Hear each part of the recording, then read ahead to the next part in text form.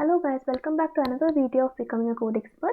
In this video, we are going to code for the logical operators question from GeeksForGeeks in the Python operators chapter of Python tutorial. So let us read the question now. Logical operators and or not are used in condition checking. Like A and B checks if both A and B are true.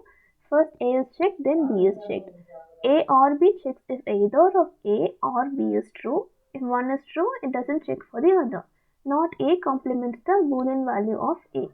Note, 0 and empty string are false and all other values are true. In this question, you basically need to do A and B, A or B and not A. So I have already explained about the logical operators in my tutorial video. Please do check with that. And now let's get into the code. Here we already have the A and B input values. So the first step is to give the value of P. So P is A and B. The next one is Q. Q is A or B. And the next one is R, which is not A. And here we have P, Q and R is printed. Now let's compile and run this code. So this compilation got completed. Now let's submit this code.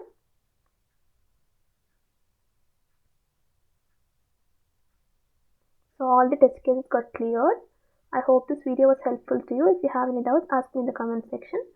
And don't forget to like and subscribe my channel. Thank you.